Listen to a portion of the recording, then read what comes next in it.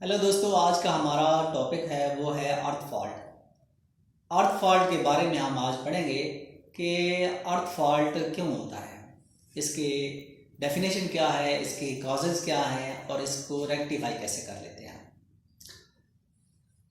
कोई भी ड्राइव जब अर्थ फॉल्ट की वजह से बंद होती है तो हमें लाजमी सी बात है उसको डिटेक्ट करना पड़ता है, उसको स्टडी करना पड़ता है कि आया इसको किस तरीके से हम जो है ना रेक्टिफाई कर सकते हैं।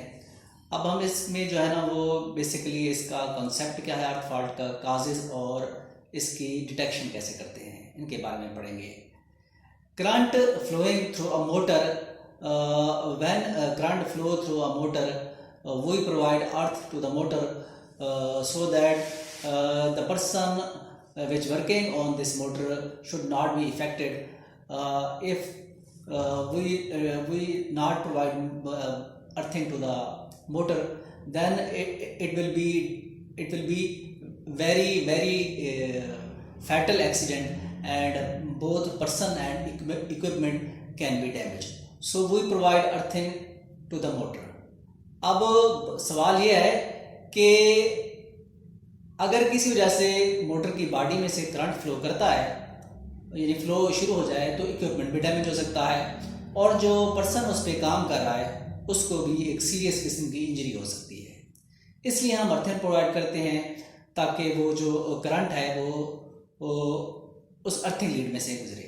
अब सवाल ये पैदा होता है कि जब पर्सन उस बॉडी को, उस इक्विपमेंट को टच करता है तो वो बॉडी की बजाय अर्थिंग लीड की तरह करंट क्यों फ्लो करता है।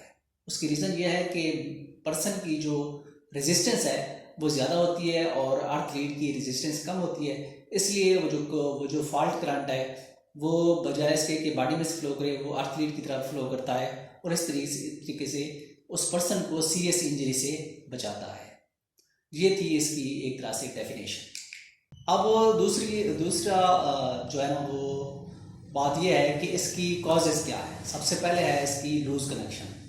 जब आपका इक्विपमेंट वायर किसी वजह से लूज़ हो जाती है, पार्ट्स की वाइब्रेशन की वजह से या किसी और की वजह से, टाइट ना होने की वजह से, तो ऐसा हीटअप होना शुरू हो जाती है जिस वजह से वो कट के बॉडी के साथ लग सकती है और इस वजह से भी अर्थ फॉल्ट पैदा हो सकता है। दूसरी वजह यह है कि आपकी इंसुलेशन ब्रेक डाउन हो जाए किसी भी वजह से, किसी कोई एक्सीडेंट की वजह से, किसी चीज़ के लगने की वजह से, रगड़ की वजह से, तो इससे भी अर्थ फॉल्ट हो सकता है।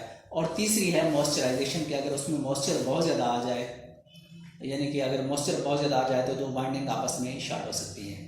ये है कॉजेज जिस वजह से जो है ना वो अर्थ फॉल्ट पैदा हो सकते हैं। अब उसकी बात आ गई रेक्टिफिकेशन की।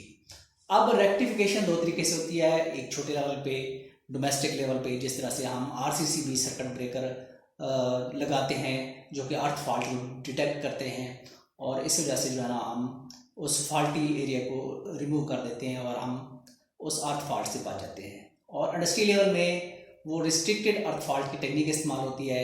इसमें भी ये है कि अगर आपके फेज अनबैलेंस हो जाएँ या ग्राउंड की तरफ करंट फ्लो होना शुरू हो जाए तो इसमें भी वो जो प्रोटेक्शन है वो अर्थ फॉल्ट को डिटेक्ट करती है और फॉल्ट एरिया को रिमूव कर देती है। ये हमारा अर्थ फॉल्ट से रिलेटेड टॉपिक था। अगर पसंद आया हो तो लाइक और सब्सक्राइब लाजमी कीजिए।